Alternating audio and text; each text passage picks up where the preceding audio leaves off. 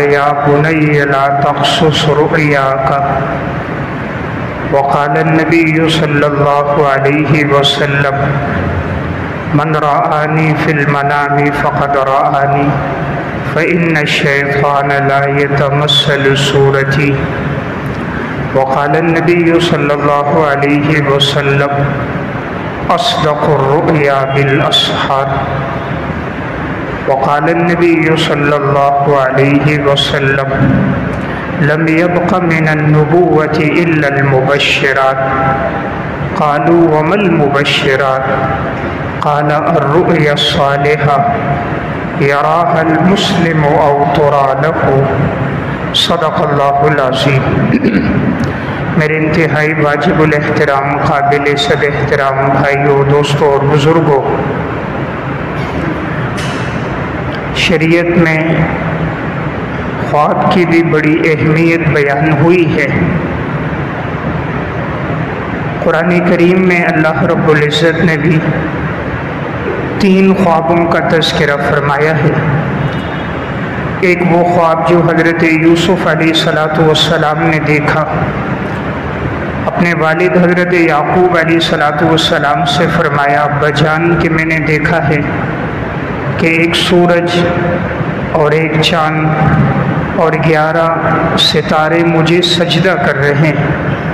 تو حضرت یعقوب علیہ السلام نے فرمایا، بیٹا اپنا یہ خواب اپنے بھائیوں کے سامنے بیان نہ کرنا، کہیں ایسا نہ ہو وہ تمہارے خلاف کوئی سازش کرے، اور یقیناً انسان کا جو کھلا دشمن ہے وہ شیطان ہے۔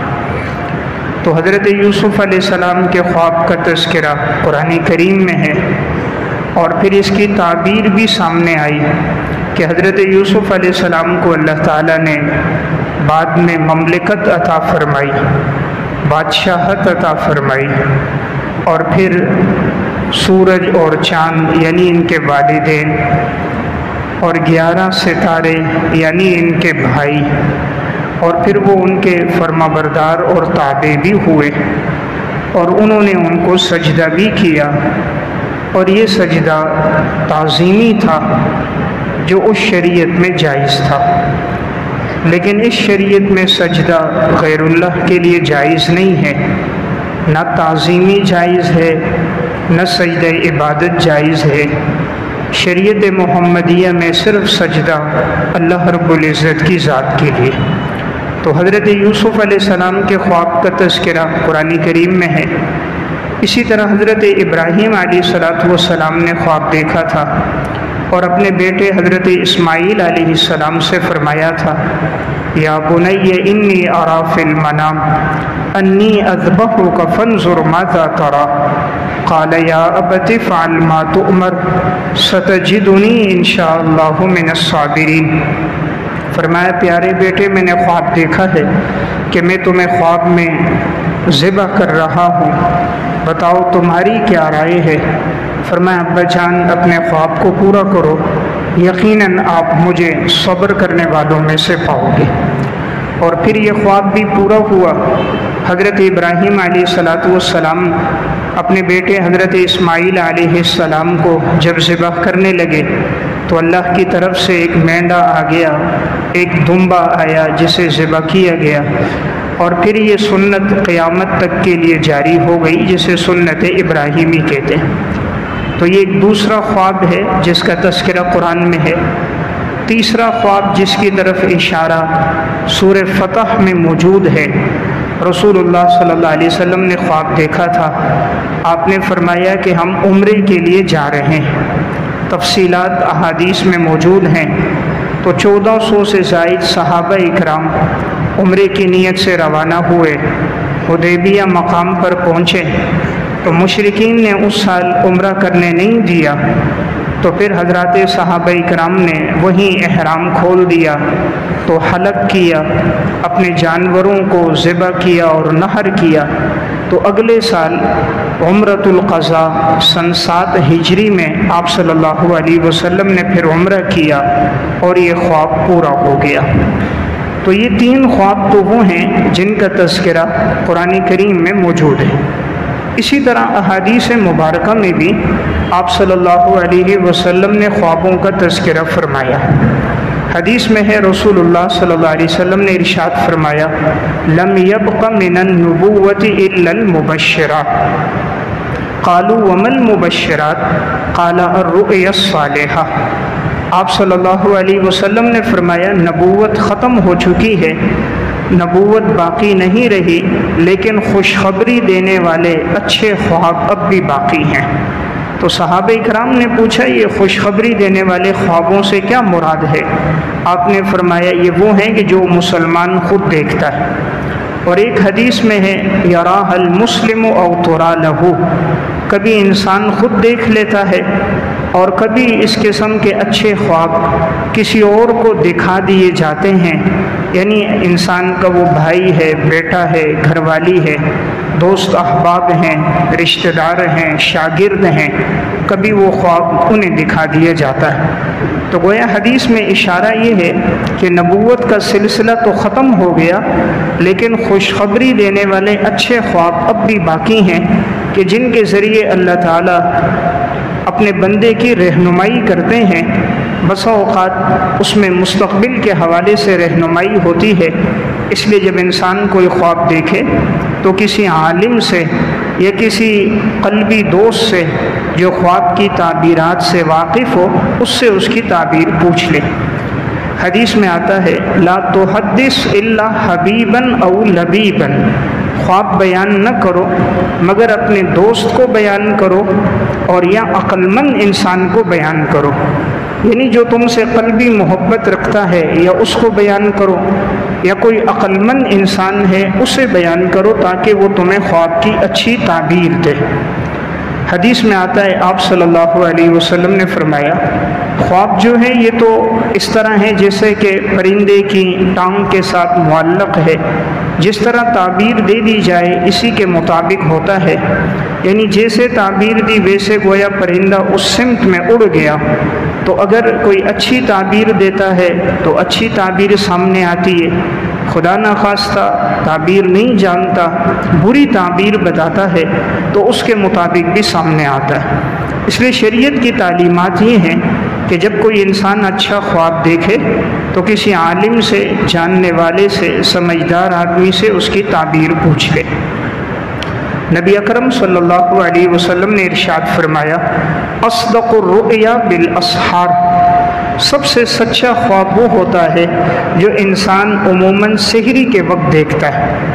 سحری کا جو وقت ہوتا ہے یہ بابرکت وقت ہوتا ہے، تہجد کا وقت ہوتا ہے، انسان کا معدہ بھی عموماً خالی ہوتا ہے، یہ وقت نزول رحمت کا وقت ہوتا ہے۔ اس وقت میں جو خواب آتے ہیں عموماً وہ سچے اور اچھے خواب ہوتے ہیں، اور بسا اوقات خواب کے بعد انسان کی آنکھ کھل جاتی ہے اور مستقبل کے حوالے سے اس خواب میں اس کے لیے کوئی نہ کوئی اشارہ موجود ہوتا ہے۔ حدیث میں نبی اکرم صلی اللہ علیہ وسلم نے ارشاد فرمایا من رآنی فی المنام فقد رآنی فإن الشیطان لا یتمثل صورتی، جس نے خواب میں مجھے دیکھا سو اس نے مجھے ہی دیکھا، اس لیے کہ شیطان میری صورت اختیار نہیں کر سکتا۔ اس لیے اگر کوئی آدمی خواب میں نبی اکرم صلی اللہ علیہ وسلم کو دیکھے تو اس کا خواب سچا خواب ہے، اس لیے کہ شیطان حضور کی صورت اختیار نہیں کر سکتا۔ اس کی وجہ یہ ہے کہ آپ صلی اللہ علیہ وسلم سراپا ہدایت ہے، شیطان سراپا شر ہے۔ معیشت اور معصیت اور شر اور برائیاں جتنی بھی ہیں وہ ابلیس میں موجود ہیں، اللہ نے اس کو یہ اختیار اور قدرت ہی نہیں دی کہ وہ معاذ اللہ آپ صلی اللہ علیہ وسلم کے روپ میں آ کر کسی کو گمراہ کرے یا بھٹکائے۔ تو جو آدمی آپ صلی اللہ علیہ وسلم کو خواب میں دیکھے گا وہ حضور ہی کو خواب میں دیکھے گا۔ تو میں عرض کر رہا ہوں خواب میں انسان مختلف چیزیں دیکھ رہا ہوتا ہے، تو شریعت نے اس بارے میں ہمیں تعلیمات یہ دی ہیں کہ انسان وہ خواب دیکھنے کے بعد اگر اچھا ہے تو اس کی تعبیر کسی سے پوچھ لے۔ خواب کی 3 قسمیں ہیں۔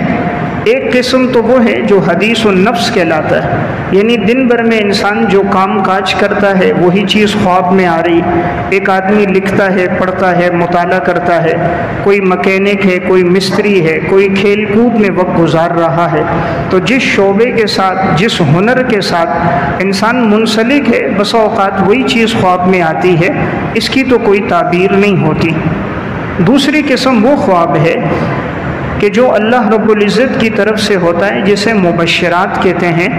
ایسا خواب آدمی دیکھے یہ عام زندگی سے ہٹ کر ہوتا ہے، جیسے کوئی خواب دیکھ رہا ہے وہ ہوا میں اڑ رہا ہے، وہ پانی پی رہا ہے، صاف ستھرا سمندر دیکھ رہا ہے، گدلا یا گندا یا مٹھیالا پانی دیکھ رہا ہے، یا کوئی سانپ اس کے پیچھے لگا ہے اسے ڈس رہا ہے، یا کوئی جانور ہے اسے خواب میں دیکھ رہا ہے، تو اس میں ہر ایک کی مختلف تعبیر ہوتی ہے۔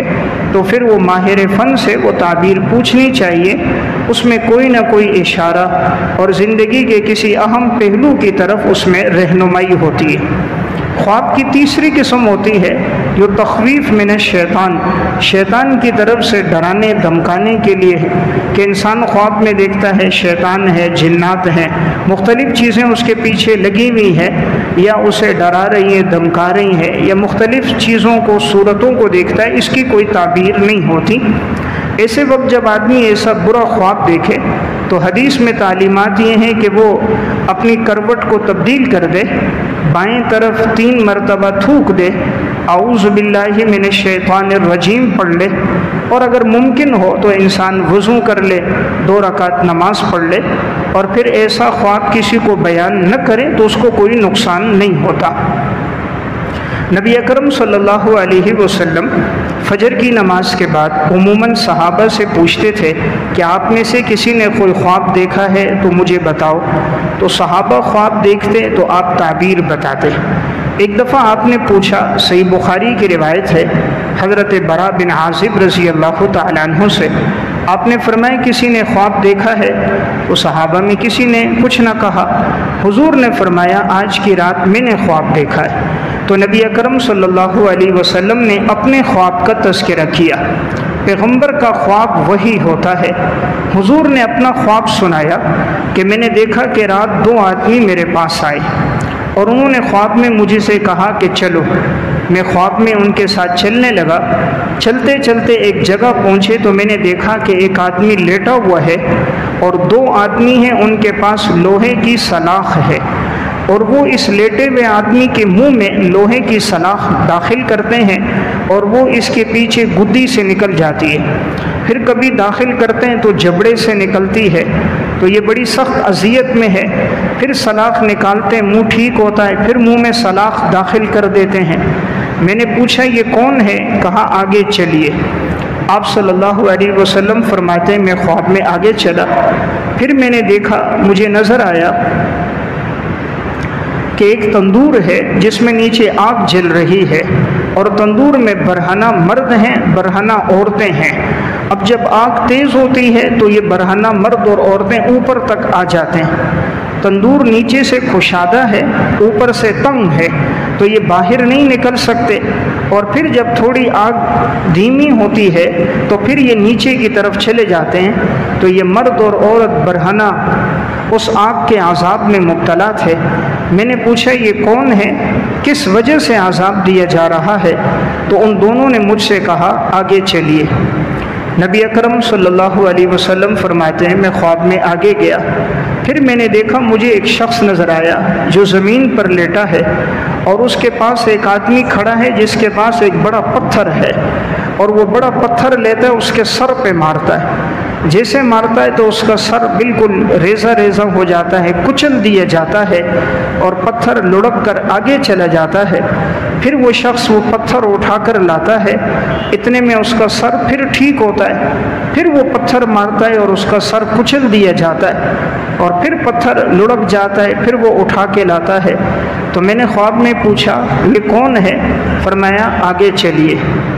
نبی اکرم صلی اللہ علیہ وسلم فرماتے میں آگے گیا، پھر میں نے دیکھا خواب ہی میں کہ ایک خون کی نہر ہے، اس میں سب خون ہی خون ہے، اور نہر کے اندر ایک آدمی ہے، وہ چاہتا ہے کہ وہ باہر نکل جائے، جب وہ باہر نکلنے لگتا ہے تو کنارے پر ایک آدمی کھڑا ہوا ہے جس کے ہاتھ میں پتھر ہیں. جیسے یہ نکلنا چاہتا ہے وہ بڑے پتھر اس کے منہ پہ مار کر اس کو دوبارہ نہر کے اندر دھکیل دیتا ہے. اب وہ نکل نہیں سکتا. جب نکلنا چاہتا ہے پھر پتھر مار کے اس کو نہر میں دھکیل دیا جاتا ہے. میں نے پوچھا یہ کون ہے اور اسے یہ عذاب کیوں دیا جا رہا ہے؟ فرمایا آگے چلیے. نبی اکرم صلی اللہ علیہ وسلم فرماتے ہیں پھر میں خواب میں آگے گیا. میں نے دیکھا مجھے نظر آیا کہ ایک درخت ہے, خوبصورت درخت ہے, اور درخت کی جڑ میں ایک شیخ بیٹھے ہوئے ہیں اور ارد گرد بچے ہیں. اور ایک طرف میں نے دیکھا کہ ایک شخص آگ کو سلگا رہا ہے, آگ جلا رہا ہے. مجھ سے کہا گیا درخت پہ چڑھیے. رسول اللہ صلی اللہ علیہ وسلم فرماتے ہیں میں درخت پہ چڑھا. جب میں چڑھتے چڑھتے درمیان تک پہنچا, خواب میں فرمایا اب آگے کی طرف چلیے. تو میں اندر کی طرف جب داخل ہوا تو مجھے ایک خوبصورت گھر نظر آیا اور بڑی روشن جگہ تھی, عورتیں بھی تھے, مرد بھی تھے.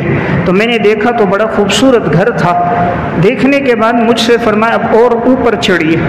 آپ صلی اللہ علیہ وسلم فرماتے ہیں میں درخت پہ اور اوپر چڑھا. چڑھتے چڑھتے جب اوپر تک پہنچ گیا فرمایا اب داخل ہوئے تو میں نے دیکھا تو بڑا ہی خوبصورت گھر تھا کہ میں نے اس جیسا حسین محل اور گھر نہیں دیکھا تھا. وہاں بھی مجھے کچھ مرد اور عورتیں نظر آئیں. تو اب جب میں نے وہ دیکھا پھر وہ مجھے درخت سے نیچے لے کر آئے. تو آپ فرماتے ہیں میں نے ان دونوں آدمیوں سے کہا تم لوگوں نے آج رات مجھے بہت گھمایا, مختلف چیزیں دکھائیں, لیکن یہ بتائیے یہ جو مختلف چیزیں دکھائی گئیں اس کا مطلب کیا ہے؟ اب یہ بالکل مستند صحیح بخاری کی روایت ہے جس میں یہ واقعہ ہے. تو وہ دو بتانے والے فرشتے ہیں, حضرت جبرائیل علیہ السلام اور حضرت میکائیل علیہ السلام. اب انہوں نے بتایا کہ آپ نے جو سب سے پہلے دیکھا تھا آپ کو نظر آیا کہ ایک شخص نیچے ہے اور دو آدمی ہیں, اس کے منہ میں سلاخ داخل کر رہے ہیں اور وہ سلاخ کبھی جبڑے سے گدی سے نکل رہی ہے. یہ وہ شخص ہے جو جھوٹ بولنے والا تھا, جھوٹا آدمی تھا, جھوٹ بولتا تھا اور یہ جھوٹ آفاق میں کناروں میں پھیل جاتا تھا.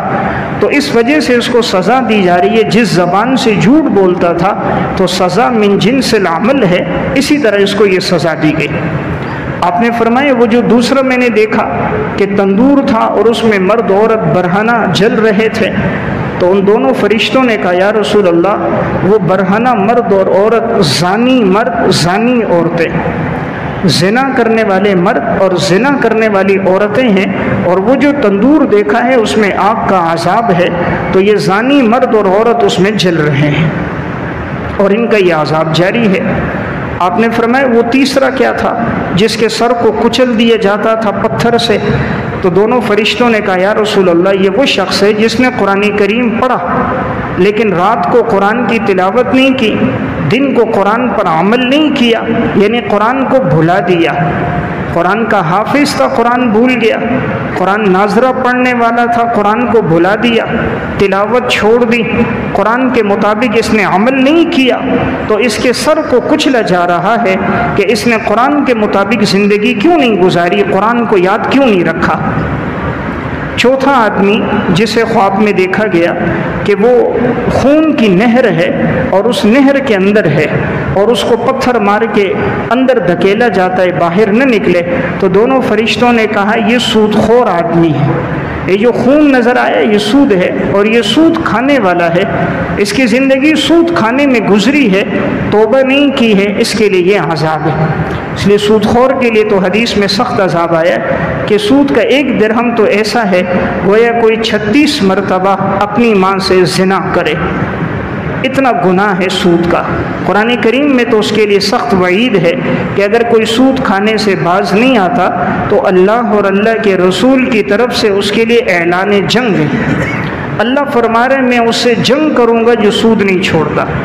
تو اندازہ کریں جس سے خدا جنگ کرے, اللہ کا رسول جس سے جنگ کرے, تو اللہ کو کوئی شکست دے سکتا ہے؟ خدا کو تو کوئی شکست نہیں دے سکتا, اللہ سے زیادہ طاقتور تو کوئی نہیں.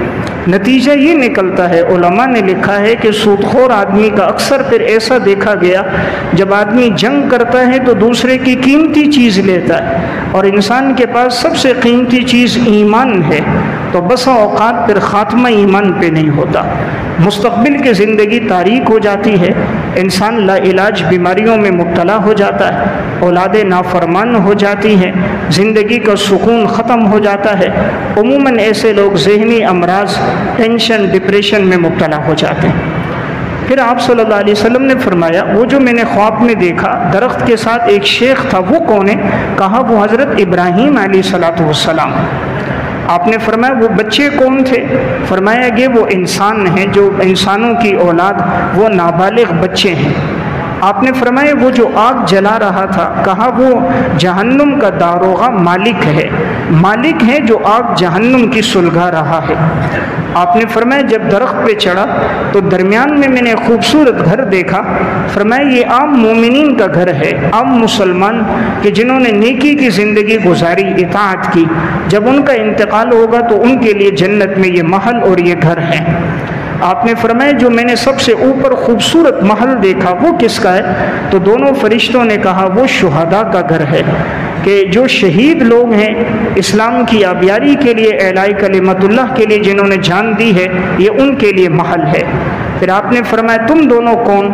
تو فرمایا میں جبرائیل ہوں اور یہ میکائیل علیہ السلام۔ تو یہ خواب وہ ہے جو رسول اللہ صلی اللہ علیہ وسلم نے خود بیان فرمایا، اور مختلف لوگوں کو آپ نے مختلف حالتوں میں دیکھا۔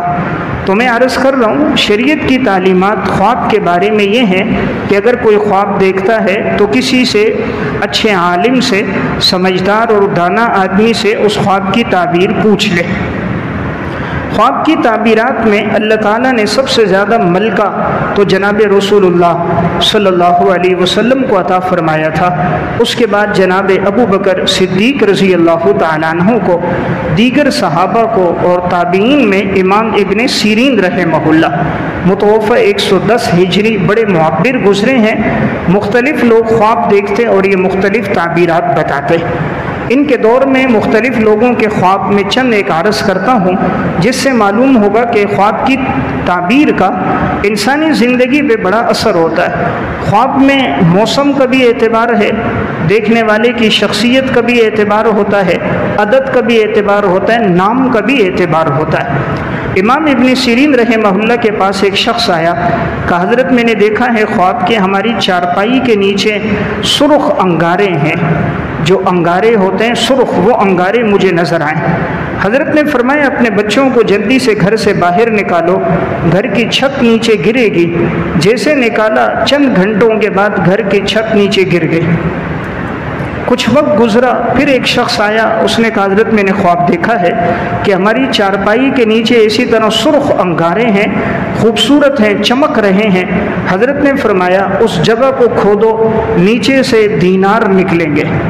تو جب جگہ کھودی گئی تو نیچے سے واقعی درہم اور دینار نکلے۔ پوچھنے والوں نے کہا حضرت پہلے نے خواب دیکھا، آپ نے کہا چھت گرے گی، دوسرے نے خواب دیکھا، آپ نے کہا درہم اور دینار ہوں گے۔ امام ابن سیرین رحمہ اللہ نے فرمایا پہلے والے نے جو خواب دیکھا تھا وہ گرمی کے موسم میں، اور گرمی کے موسم میں انگارہ نقصان دہ ہے، جتنی آگ ہوتی ہے، حرارت ہوتی ہے، گرمی ہوتی ہے، گرمی کے موسم میں نقصان دیتی ہے۔ اور پھر چونکہ اس نے یہ انگارے دیکھے اور اس سے دھواں اوپر کی طرف اٹھ رہا ہے تو سب سے قریب چیز چھت ہے، تو مجھے یہی محسوس ہوا چھت نیچے گرے گی، نقصان یہیں سے ہوگا، اس لیے میں نے کہا بچوں کو نکالو۔ انہوں نے نکالا تو چند گھنٹوں کے بعد چھت گری۔ کہا دوسرے نے جو خواب دیکھا وہ سردی کے موسم میں، اور سردی کے موسم میں انگارہ بڑا مفید ہوتا ہے، جتنی آگ ہوتی ہے، انگارے ہوتے ہیں، اتنی حرارت محسوس ہوتی ہے۔ پھر چونکہ اس نے یہ انگارے چارپائی کے نیچے دیکھے، زمین کے قریب دیکھے، اور انگارہ مشابہ ہیں سونے کے، اس لیے میں نے کہا زمین میں کوئی خزانہ ہوگا۔ جب نکالا تو دیکھا تو دینار زمین میں موجود تھے۔ تو دیکھیں موسم کا بھی خواب کی تعبیر پہ اثر ہوتا ہے۔ امام ابن سیرین رحمہ اللہ کے پاس ایک شخص آیا، کہا حضرت میں نے دیکھا ہے کھجور ہے اور میں اس کو اپنے پاؤں سے رونتا ہوں تو اس سے ایک چوہیا نکلتی ہے، مؤنث چوہا نہیں، چوہیا نکلتی ہے، بھاگتی ہے۔ امام ابن سیرین نے کہا تمہارا نکاح نیک صالح عورت سے ہوگا، لیکن اس سے جو پیدا ہوگی لڑکی وہ بدکار ہوگی، فاحشہ ہوگی، اس لیے اچھی تربیت کرنا، کہیں ایسا نہ ہو اس کی زندگی گناہ میں نہ گزر جائے۔ امام ابو نعیم اصفہانی نے حلیۃ الاولیاء میں بھی امام ابن سیرین کے حالات میں مختلف خواب اور ان کی تعبیرات کا ذکر کیا۔ ایک شخص امام ابن سیرین کے پاس آیا، کہا حضرت میں نے خواب دیکھا ہے کہ میں انڈا لے رہا ہوں، انڈے کا چھلکا اتارتا ہوں، میں سفیدی کھاتا ہوں، زردی پھینک دیتا ہوں، سفیدی کھا رہا ہوں، زردی میں پھینک رہا ہوں۔ حضرت کے شاگرد بیٹھے تھے، فرمایا بھئی اسے پکڑ لو۔ جب پکڑا، حضرت نے کہا یہ کفن چور ہے، تو واقعی اس نے اقرار کیا میں کفن چور ہوں۔ تو کسی نے کہا حضرت آپ نے تعبیر کہاں سے اخذ کی؟ فرمایا یہ جو انڈا ہے یہ بمنزل قبر کے ہے، اور یہ جو اوپر سے چھلکا اتار رہا ہے تو یہ مردے کو باہر نکال رہا ہے، قبر کو اکھیڑ رہا ہے، قبر کو اکھیڑ کے مردہ نکال رہا ہے۔ سفیدی کھا رہا ہے یعنی کفن لے رہا ہے، زردی کو پھینک رہا ہے یعنی جسم کو چھوڑ رہا ہے۔ تو وہی ہوا، اس نے اقرار کیا وہ کفن چور تھا۔ امام ابن سیرین رحمہ اللہ کے پاس ایک شخص آیا، کہا کہ میں نے خواب دیکھا ہے میری آستین میں چڑیا کے بچے ہیں، بہت ساری چڑیا ہیں میری آستین میں ایک ایک چڑیا کو نکالتا ہوں اور میں اس کو ذبح کرتا ہوں اور کنویں میں پھینکتا ہوں، پھر ایک چڑیا نکالتا ہوں، پھر ذبح کرتا ہوں، کنویں میں پھینکتا ہوں، مسلسل میں کر رہا ہوں۔ امام ابن سیرین نے ساتھیوں سے کہا اس کو پکڑنا، پکڑا، وقت کے قاضی کو اطلاع دی کہ اس کو تحقیق کرو، مجھے لگتا ہے یہ قاتل ہے اور اس نے مختلف معصوم لوگوں کو اس نے قتل کیا ہے اور اس کے گھر کی تلاشی لو۔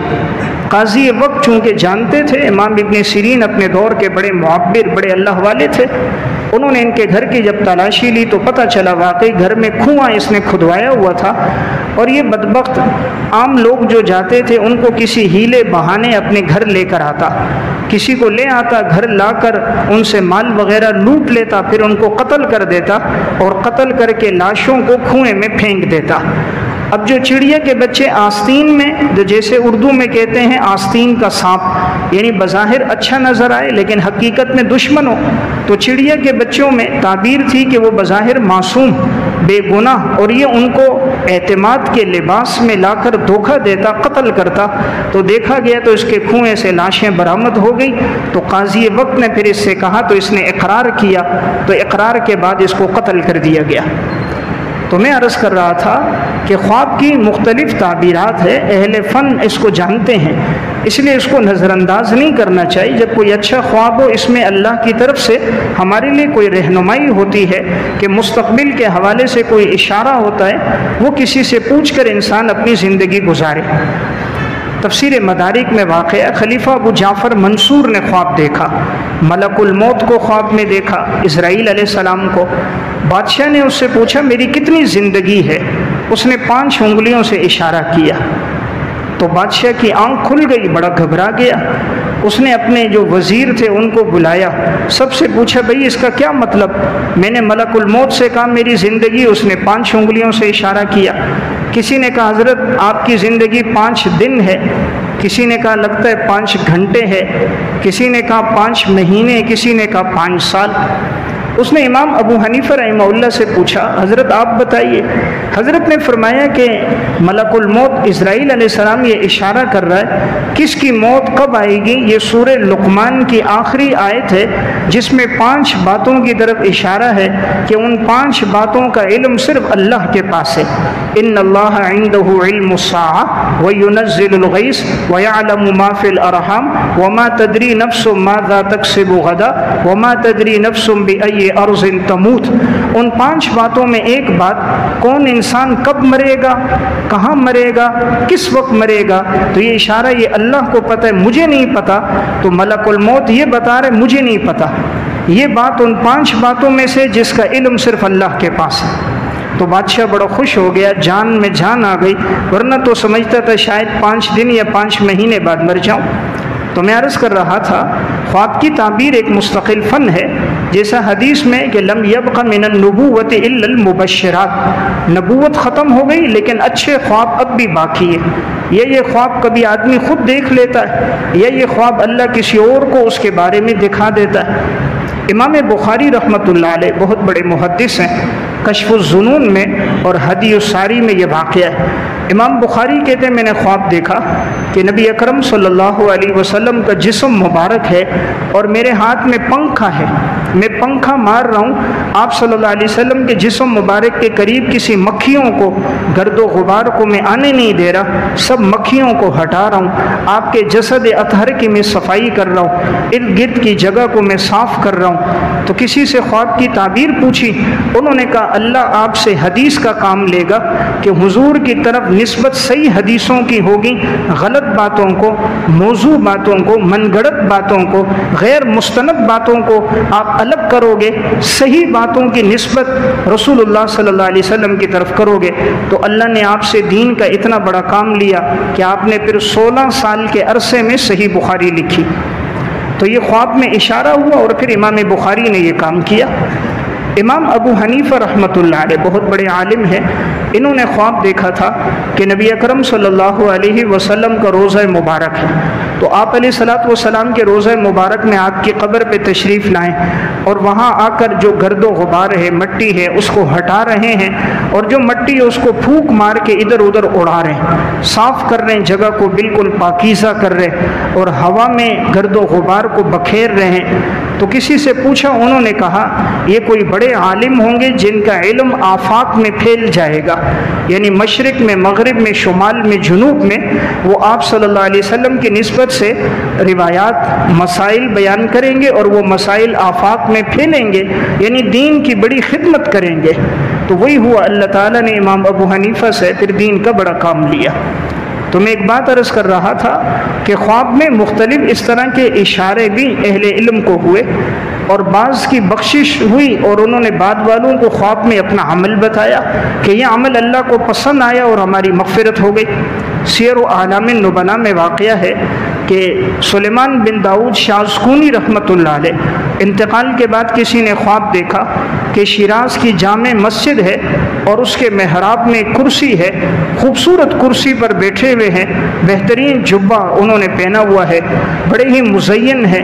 پوچھا بھائی اللہ نے آپ کو یہ مقام مرتبہ کس وجہ سے دیا؟ تو فرمایا میں آپ صلی اللہ علیہ وسلم پہ درود شریف پڑھتا تھا کثرت کے ساتھ، تو اس درود شریف کے عمل کی وجہ سے اللہ نے مجھے مقام عطا فرمایا۔ تو میں عرض کر رہا تھا بسا اوقات خواب میں اس چیز کی طرف بھی اشارہ موجود ہوتا ہے، اس لیے جب آدمی خواب دیکھے تو کسی ماہر فن سے اس خواب کی تعبیر کو پوچھ لے۔ علامہ نواب صدیق حسن خان رحمۃ اللہ علیہ بڑے عالم گزرے ہیں، اہل حدیث مکتب فکر کے۔ تو اس دور میں ایک شخص نے خواب دیکھا، اس نے آ کر وہاں کے بڑے عالم تھے قاضی القضات محمد ایوب رحمہ اللہ سے پوچھا، کہا میں نے خواب دیکھا ہے کہ رسول اللہ صلی اللہ علیہ وسلم پیچھے اور علامہ نواب صدیق حسن خان آگے کھڑے ہیں، نماز پڑھا رہے ہیں اور حضور پیچھے کھڑے ہیں۔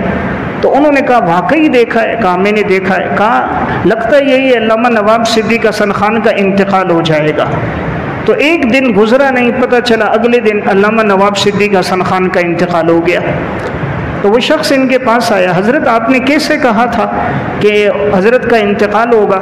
انہوں نے کہا کہ تم نے خواب میں کہا کہ رسول اللہ صلی اللہ علیہ وسلم پیچھے کھڑے ہیں صف میں اور آگے علامہ نواب صدیق حسن خان کھڑے، تو حضور کے آگے تو کوئی کھڑا نہیں ہو سکتا، جب تک آپ صلی اللہ علیہ وسلم موجود ہوں تو آپ کے آگے تو کوئی امامت نہیں کرا سکتا۔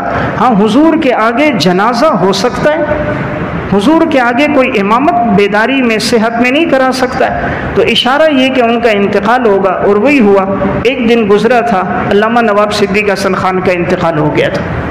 تو میں عرض کر رہا تھا خواب میں مختلف رموز اور اشارے ہوتے ہیں، تو اس لیے اگر کوئی اچھا خواب انسان کو آئے، پھر کسی اہل علم میں کسی سے اس کی تعبیر پوچھ لے۔ علامہ قاسم نانوتوی رحمۃ اللہ علیہ نے بچپن میں خواب دیکھا، خطبات حکیم الاسلام میں واقعہ، فرمایا کہ میں دیکھتا ہوں کہ میں بیت اللہ کی چھت پر ہوں اور میرے جسم سے نہریں نکل رہی ہیں انگلیوں سے، ہاتھوں کی انگلیوں سے، پاؤں کی انگلیوں سے، اور اس سے پانی خوب نکل رہا ہے اور وہ ہر جگہ پھیل رہا ہے، خوب پانی ہی پانی ہے۔ انہوں نے اپنے استاد سے پوچھی، وہ بڑے معبر تھے، کہا بیٹا اللہ آپ سے دین کا بڑا کام لے گا اور آپ کے علم کا فیض دنیا میں پھیلے گا۔ وہی ہوا، پھر آگے جا کر دارالعلوم دیوبند کی بنیاد رکھی تھی اور اس سے پھر علم کا فیض پوری دنیا میں پھیل رہا ہے کہ سینکڑوں نہیں ہزاروں علماء حفاظ قراء تیار ہوئے۔ دارالعلوم دیوبند کے پہلے محتمم تھے حضرت رفیع الدین صاحب رحمۃ اللہ علیہ۔ خطبات حکیم الاسلام میں واقعہ، ایک دفعہ حضرت بیٹھے تھے تو ایک طالب علم کو دیکھا کہ وہ طالب علم کے روپ میں آیا، اس کے ہاتھ میں کٹورے میں شوربہ تھا اور وہ شوربہ لا کر حضرت چونکہ محتمم تھے حضرت کے سامنے گرا دیا، کہا دیکھو یہ لوگ کیسا سالن بناتے ہیں، ان کو بنانا نہیں آتا، آپ ان پہ سختی کریں، مطبخ والوں پہ کیسا سالن بنائے۔ حضرت نے اس طالب علم کو اوپر سے نیچے تک دیکھا، دیکھنے کے بعد کہا یہ دارالعلوم دیوبند کا طالب علم نہیں ہے۔ اس دور میں طلبہ 60-70 ہوتے تھے، کہا یہ یہاں کا طالب علم نہیں ہے، تحقیق کرو۔ سب نے کہا حضرت یہیں کا، فرمایا نہیں یہیں کا نہیں ہے۔ جب تحقیق کی گئی پتہ چلا وہ طالب علم کے روپ میں آتا تھا اور آ کر اس طرح کھانا لیتا تھا، وہ طالب علم نہیں تھا۔ کسی نے پوچھا حضرت آپ کو پتہ کیسے چلا؟